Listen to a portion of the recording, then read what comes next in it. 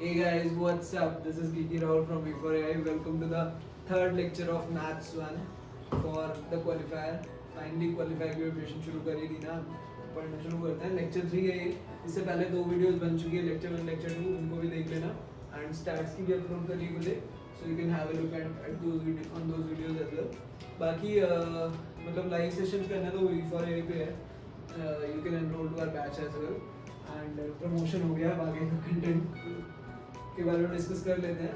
तो सेट्स का जैसे लास्ट उसमें वीडियो में हमने डिस्कस कर रहा था कि किस किस टाइप के ऑपरेशंस हम परफॉर्म करते हैं, उसके बारे में इस वीडियो में डिस्कस करेंगे. And there are 3 types of operation, primarily union, intersection and complement. तो 11th 12th में भी ये कॉमन टॉपिक्स होते ही थे. तो यूनियन की अगर बात की जाए तो 2 सेट्स अगर हैं, let's say there is a set A and another set as B. तो A एक सेट है और B दूसरा सेट है. A सेट के अंदर 3 एलिमेंट्स हैं, 1 2 3. B सेट के अंदर एलिमेंट्स हैं 3 4 5. ठीक है, 3 4 5 B सेट के अंदर है. तो अगर यूनियन की बात करें, यूनियन क्या बताता है, तो इसको लिख लेते हैं. तो ये 1 2 3 एंड 4 5. तो ए बी के अंदर 1 से 3 4 5, ए के अंदर 1 से 1 2 3. तो यूनियन क्या कहता है, elements that are in either in A और इन बी, राइट. तो ए या बी में हो, तो इसमें क्या हो जाएगा, इसको लिखते हैं हम ए यूनियन बी से. ए यूनियन बी, इस यू को बोलते हैं यूनियन. ए यूनियन बी, इसका मतलब होता है कि या तो वो ए में हो या बी में हो. तो ए और बी में कौन कौन से, 1 2 3 4 5. इसको इस तरीके से तुम लिख सकते हो. अब अगर इंटरसेक्शन की बात की जाए, तो इंटरसेक्शन क्या होता है कि कौन से कॉमन है, elements that are common in A और बी, ए एंड बी. मतलब यहाँ पे और था कि ए में हो या बी में हो, दोनों में चल सकते हैं. और इंटरसेक्शन में होता है कि ए में है और बी में भी है, हिंदी वाला और, तो दोनों में है तभी उसको कंसीडर करते हैं. तो इसको कैसे लिखते हैं, ए इंटरसेक्शन बी. और कौन कौन से एलिमेंट्स आएंगे, सिर्फ 1 और 2 ए में है, 1 और 2 ए में है, 3 ए में भी है और बी में भी है. तो इसका आंसर क्या हो जाएगा, 3. तो A intersection will be, B will be 3. अब तीसरा जो टाइप आता है वो है कॉम्प्लीमेंट. कॉम्प्लीमेंट का मतलब क्या होता है कि अगर एक सेट है ए और एक ही यूनिवर्सल सेट है, जो हमने बताया था यूनिवर्सल सेट, ठीक है. यूनिवर्सल सेट सपोज हमारा आ रहा है कि नेचुरल नंबर्स लेस देन 6. तो नेचुरल नंबर्स लेस देन 6 के होंगे 1 2 3 4 5. नेचुरल नंबर्स सपोज हमारा यूनिवर्सल सेट है नेचुरल नंबर्स लेस देन 6. तो 1 2 3 4 5 1 2 3 4 5 हो गए. पर हमारा ए जो सेट है, ए सेट है सिर्फ 1 2 एंड 3. तो कॉम्प्लीमेंट क्या होगा, वो एलिमेंट जो कि ए में नहीं है. तो ए में नहीं कौन कौन से हैं, 1 2 3 ए में है. और यूनियन में कौन कौन से हैं, तो यूनियन कॉम्प्लीमेंट क्या आ जाएगा, A complement will be union minus A, which will be कितना होगा, 4 और 5, क्योंकि वो ए में नहीं है. तो आंसर विल बी 4 5, राइट. तो इसको इस तरीके से करते हैं. कॉम्प्लीमेंट होता है कि जो एलिमेंट्स उस ए में नहीं है बट यूनियन में है, उसको हम कहते हैं कॉम्प्लीमेंट. और इंटरसेक्शन होता है कि जो एलिमेंट्स कॉमन है दोनों में. और यूनियन होता है कि चाहे वो तो या तो वो ए में है या बी में है. सो अभी जैसे एग्जांपल था, तो उसके अंदर ए यूनियन बी, इसमें मतलब ना जो इसको बोलते हैं वेन डायग्राम, जो मैंने बनाया है आपका, इसको बोलते हैं वेन डायग्राम. तो वेन डायग्राम के अंदर अगर बात करी जाए, यहाँ पे यू लिखने का मतलब होता है कि ये यूनिवर्सल सेट है. तो अब ए यूनियन बी को हम वेन डायग्राम के अंदर ग्राफिकली कैसे बताएं कि शेडेड एरिया कौन सा होता है. तो ए यूनियन बी मतलब ए में हो, ए में भी हो या बी में हो, दोनों में से किसी में भी हो तो भी चलता है. तो आप इसको शेड ऐसे कर सकते हो, ये पूरा चाहे ए में हो चाहे बी में हो, दोनों को ही कवर करता है, इसलिए इसको पूरे को शेड कर देते हैं, ए और बी दोनों को.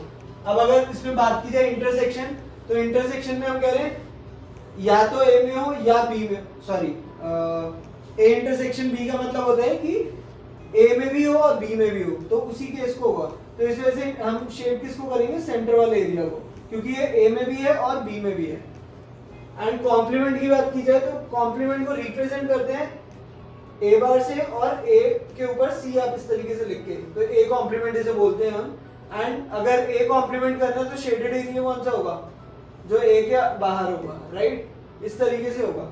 अभी कुछ क्वेश्चंस करेंगे, एक आध क्वेश्चन जो कि आपका एक्टिविटी से है। सो गाइस अभी एक क्वेश्चन कर लेते हैं इसी पे, सेट ऑपरेशंस वगैरह पे। तो क्वेश्चन है तुम्हारे एक्टिविटी क्वेश्चंस में से, in a survey it was found that 30 people like apples, 30 बंदों को एप्पल पसंद है, 45 people like oranges and 20 like both. मतलब 30 बंदों को एप्पल कितने को पसंद है, एप्पल 30 बंदों को पसंद है, ऑरेंजेस कितनों को पसंद है, 45 को, और एप्पल या ऑरेंजेस कितनों को पसंद है, एप्पल एंड ऑरेंजेस, है ना, एप्पल एंड ऑरेंजेस, मतलब इसको ए सेट ले लेते हैं, इसको ओ सेट ले लेते हैं, और ए इंटरसेक्शन ओ कितना दे रखा है, 20, राइट, जो दोनों को पसंद है। तो इसका एक वेन डायग्राम बनाने की कोशिश करते हैं, सिंपल सा। इसकी दो अप्रोचेस हैं, मतलब दो तरीके से सॉल्व कर सकते हो क्वेश्चन, एक थ्योरेटिकल वे में करते हैं और एक एमसीक्यू जैसे एग्जाम में आएगा उस तरीके से करेंगे। तो ए दे रखा है और एक ओ सेट है, ठीक है। तो ए की वैल्यू दे रखी है 30, ए इंटरसेक्शन ओ की वैल्यू दे रखी है 20, और हमें निकालना क्या है, how many people like only one fruit. Only one fruit का मतलब क्या है कि या तो वो एप्पल को पसंद करते हैं या वो ऑरेंज। तो उस केस में या तो एप्पल पसंद होना चाहिए या ऑरेंज, तो ये वाला एरिया में चाहिए कौन सा, सिर्फ ये वाला। तो ये शेडेड एरिया है, हमें फाइंड आउट इसको करना है। तो कैसे करेंगे, इसमें से, इस पूरे ए में से अगर मैं ये जो ए इंटरसेक्शन ओ दे रखा है 20, ये हमें गिवन है 20, तो अगर इस पूरे ए में से मैं ए इंटरसेक्शन ओ को घटा दूं तो क्या आंसर आ जाएगा इस वाले पार्ट का, तो आ जाएगा ए माइनस ए इंटरसेक्शन ओ जो होगा कितना हो जाएगा, 30 माइनस 20, आंसर विल बी 10। तो ये वाला जो शेडेड एरिया है इसकी वैल्यू आ जाएगी 10। अब जो राइट साइड वाला शेडेड एरिया है दिस वन, इसकी कैसे निकालेंगे, इसके लिए निकाल सकते हैं O minus A intersection O, तो ये हो जाएगा 45 minus 20 and this will be 25, right. तो ये आ गया 10 और ये वाला पोर्शन आ गया 25, राइट। सो आंसर क्या हो जाएगा हमारा, आंसर हो जाएगा इन दोनों को ऐड करके, क्योंकि हमें बताने की सिर्फ इसका मतलब क्या है, people who like only Apple, और ये वाला आंसर क्या है, जो कि जिनको सिर्फ ऑरेंजेस पसंद है, राइट, जिनको सिर्फ ऑरेंजेस पसंद है वो आ गए 25, और जिनको सिर्फ एप्पल पसंद है वो आ गए 10। तो क्वेश्चन क्या था कि जिनको सिर्फ एक ही फ्रूट पसंद है, तो आंसर हो जाएगा 10 plus 25, the answer will be 35, right. So this way you guys can solve it. बाकी एक और शॉर्टकट अप्रोच भी है, मतलब इसको फटाफट मतलब बिना कुछ लिखे कर सकते हो। तो सपोज इस रीजन को 1 ले लेते हैं, इसको ले लेते हैं 2, इसको ले लेते हैं 3, राइट। अब इस तरीके से किया, 2 की वैल्यू मुझे दे रखी है, इसको ऐसे करो, first part second region and then this is third reason.